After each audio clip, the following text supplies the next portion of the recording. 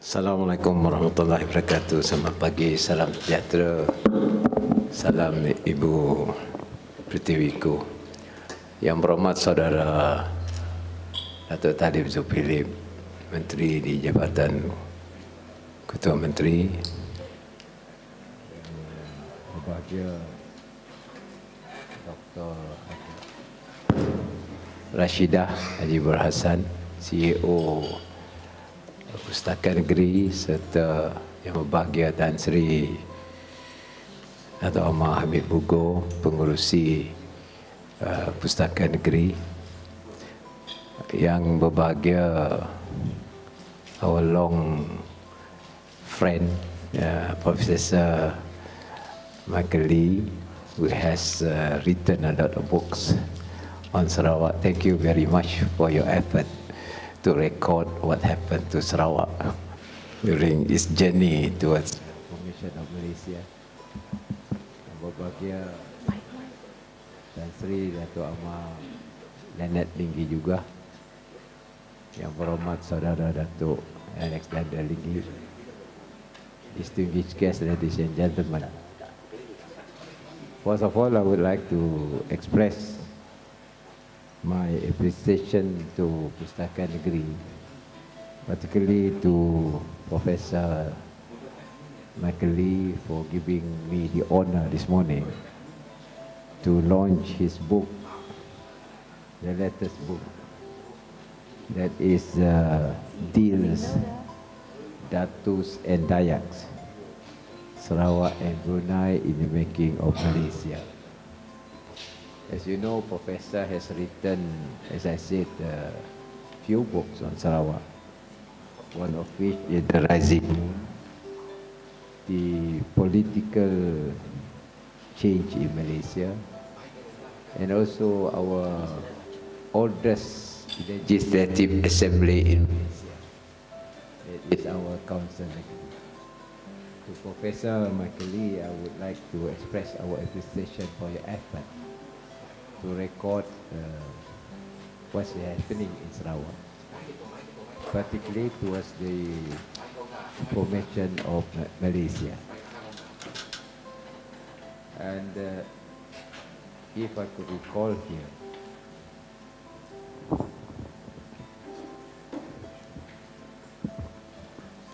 that we had a very interesting history culminating to the idea of one country called Malaysia. As you know, after the war, the British had a policy of east of Suez, where the British wanted to give freedom to the colonies east of Suez. While at the same time, during that era, we had problem in our part of the world, the rise of socialism in this part.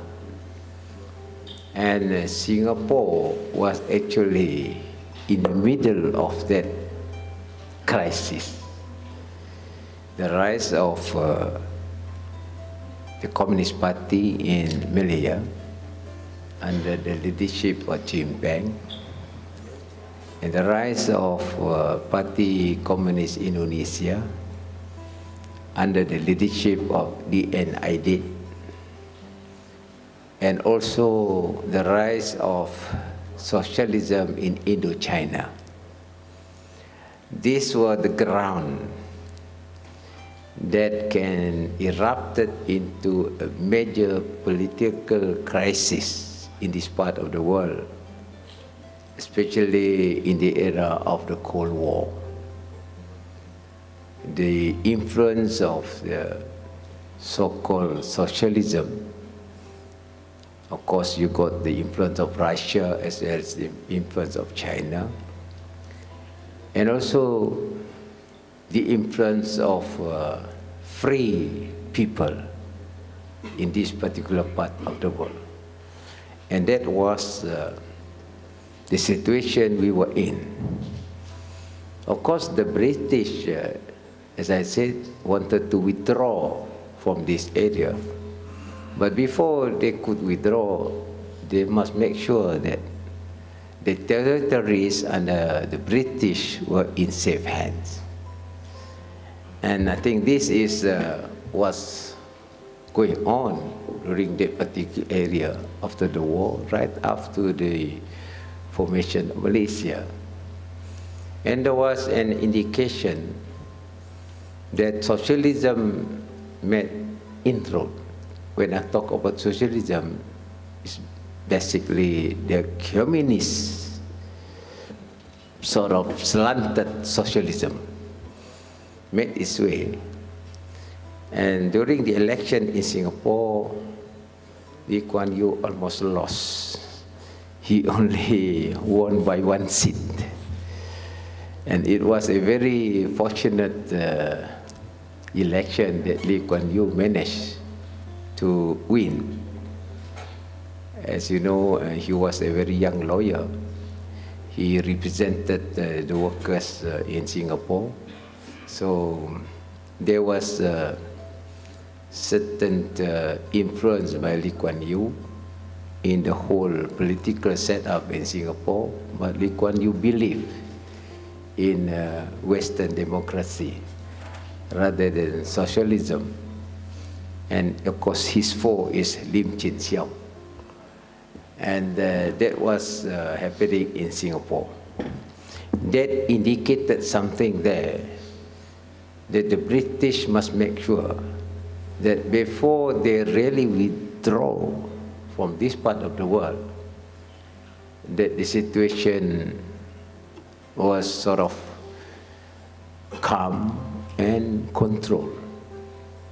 And that's where the idea came in, the idea of Malaysia, forming the Federation of the British colonial territories, including Sarawak, North Borneo, Brunei, Singapore, together with the Federation of Malaya. By then, 1957, Malaya had achieved its independence. But then the British, I think at that time, wanted to make sure that the former British, inverted comma, British colonies were in one entity, and that they can become a buffer towards the influence of socialism in this part of the world. The NID had a very strong influence on Sukarno at that time, and the foreign minister was Dr. Sumandario. While at the same time, there is, you must remember, 1955, there was a Bandung conference, supposed to be non-alignment conference in Bandung, supposed to be neutral, where Chow and Leigh and the late Nehru came over to that particular conference. As Indonesia hosted the conference, President Sukarno was there. But that conference was more a balancing act between the rise of socialism as well as sort of Westminster type of democracy. But at the end of the day, as you could remember from that record, 1955, 57 Federation of Malaya, 57 also, 47 was the independence of India. Then the talk of how to unite the former British colonies. And as far as Sarawak is concerned, there were two schools of thought. One is to unite Borneo territories first. That is North Borneo, Brunei, Sarawak. Then we join the Federation of Malaysia. But then I think the British view was that let it be united together with Singapore as well as Federation of Malaya, and the British supported the formation of what we call the Malaysia Consultative Committee, representing North Borneo, Brunei, Sarawak, and Federation of Malaya. Incidentally, my father was a member of the committee. And that's where the idea of Malaysia was deliberated. And finally, the Cobble Commission came as a result of this deliberation. And the British sent this Cobble Commission under Lord Cobble with Sir Anthony Abel inside there, Tan Sri Ghazali and Wong Pao-Ni.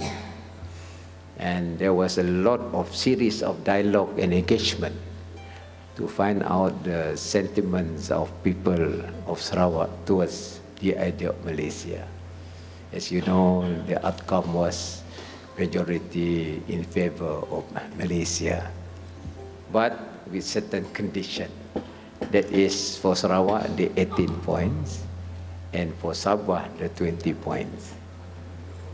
And we had our election, and we had our first local government, local-led government under Stephen Kalong Lincoln on the 22nd of July.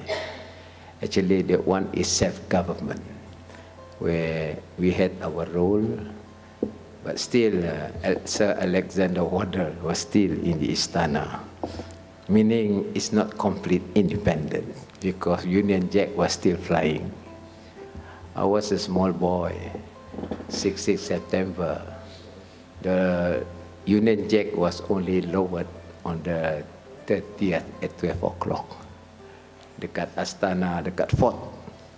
Then the next day, then our flag, the Sarawak flag, the governor's personal standard came up in the Istana. That was real independence. But on the other hand, the executive authority is already under Sarawak's hand on the 32nd of September. And that, I think, was the history behind it, the Cobble Commission that determined our future in Malaysia, and of course, the 18 points. A lot of deliberation was there. And Apai did mention something which we remember until today. Don't Malaysia be like sugar cane. Tebu manis awal, tapi at the end tidak berapa manis.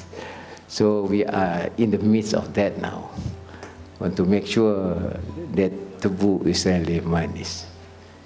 Maybe at this juncture, I must share with you that my father and Apai, the two were like brothers.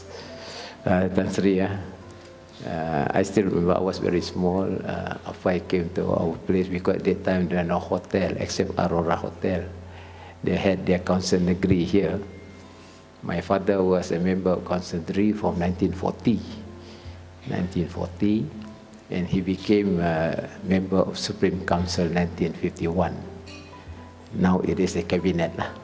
1951 until he retired in 1955 and became president of Majlis Islam. And the two were always together, went to London together in 1953 for the coronation of the Queen in London. And then the two again were together to London, this time signing the Malaysian Agreement. And that is how Apai juga and my father were together from the old days until the appointment of governor. As you know, the appointment of governor was decided both by the Agong and the Queen for 2 years. That's why Apai and the rest agreed that my father to be appointed as the first governor. 2 years initially, appointed both by the Queen as well as the Agong. And I was then just a 12-year-old boy. And that was going on. And finally, Malaysia was formed, though we were sort of learning curve politically, a lot of crisis. Up to the year 1970, when we had the first direct election, I think, 1970. Before that was indirect election from councillor, then the advisory council, straight to council negeri. And until 1970, we had a direct election until today. Of course, we took note what's going on in Malaysia after that. Interestingly, Professor Michael Leigh pointed out of the 1976 constitutional amendment, which really changed the whole agreement under the Malaysian agreement, where we were sort of downgraded from a territory that for Malaysia to one of the states in Malaysia. I'm still now studying actually what happened, because under the Hansard, apparently all our MPs voted, including that time Tun Rahman, Tun Tai, Stephen Yong, all the leaders. I'm still studying that because that time, 1976, we were members of Barisan Nasional. And under Barisan Nasional, there is such thing as whip, parliamentary whip. So I could, from that perspective, I thought it could be the reason, one of the reasons was the whip was applied. And Barisan Nasional members had to vote. Otherwise, either you abstain, you went out of, you can be out of the whole coalition. Under those circumstances, I think our leaders had no option but to vote for that. It could be one of the reasons. I hope the academics will study on this, based on the record, based on the Hansard, and based on the political arrangement at the time under Barisan. Maybe a blessing for us to learn. That's why I came out of Barisan and formed our GPS in order to have that independent position in the context of Malaysia. But as the late Adnan said, Malaysia won't be there if Sabah, Sarawak, Borneo states as a region and Singapore did not join Malaysia. We formed Malaysia with certain safeguards, and that safeguards was the basis of our Malaysian agreement as well as our Malaysian constitution, because part of the subject issues discussed in IGC and also Malaysian agreement were incorporated in our Malaysian constitution. And based on that, that's why I pursue the right of our power on land, including regulatory power on oil and gas. That one I won't compromise. I will pursue it. And Alhamdulillah, 2 days ago, we passed a bill to update our oil mining ordinance that will give us certain sort of power in the oil and gas industry. Back to this book, I'm sure a lot of records written by Professor Michael Leigh, and this is a documentary book, historical book, that people of Sarawak must read what actually happened. Of course, you can refer to other books that were written about the political scenario in this region. But at least you know the background, and in particular, the thinking of Sarawak leaders then, and also the formation of Malaysia. In this regard, we are very conscious of our rights, and as leaders of Sarawak, we will pursue our rights within the context of the Malaysian agreement, as well as within the context of Malaysia. It doesn't mean that we want to get out of Malaysia. What we are saying is, in a federation, you must respect the rights of each individual territory within the concept of Federation of Malaysia. And the leaders of Sarawak must be conscious of that. And I believe that will be the basis for us to have a happy Malaysia. If one of your family is not that happy, the whole family will be affected. In other words, if Malaysia to be a very happy Malaysia, you must make sure that the members of the federation are well looked after. Finally, as you know, we had a very interesting background. Sarawak was ruled by the British Raja after Brunei, and then it became a colony, but the structure was really based on the concept of real government, because Brooke also had this administration based on the real government. And I think the colonial government has that structure too. But in Sabah, it was different. Sabah was ruled by the company, and North Borneo is in their company. So the company is ruling Sabah. Though, you know, the governance is more or less similar, but then the structure itself was not the same. And then only when the British took over North Borneo, there was also an agreement between the North Borneo Company with the Sultan of Sulu. So there's another, what I call, issue there in Sabah, but it is the North Borneo Company that rule Sabah.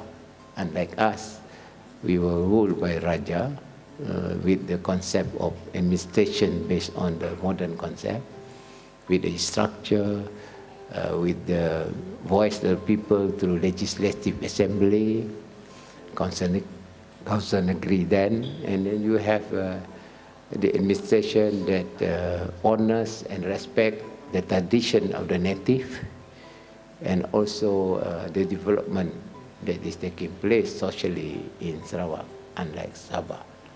That's why I am not, we have to be very careful to safeguard our unique traditional as well as the way we look after Sarawak. We do not want the modern day North Borneo Company to rule Sarawak. The modern day, you know, some people say they have exclusive right all over Sarawak. That cannot be done. That one we will oppose, because the concept of governing is based on the voice of the people. That is the basic concept. It doesn't mean that you can take over whatever right that we have, especially from a corporate entity. For that, I can assure you we will fight to make sure that good governance are there, the voice of the people must be respected through parliamentary democracy. Finally, thank you very much, Professor, for writing this book. Now it becomes a book in this library also for the universities to do their research.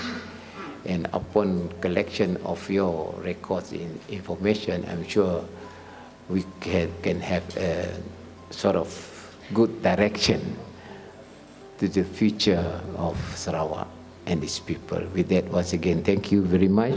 I congratulate you, and I hope this book will enrich our knowledge on history as well as the position of Sarawak in Malaysia. Thank you very much.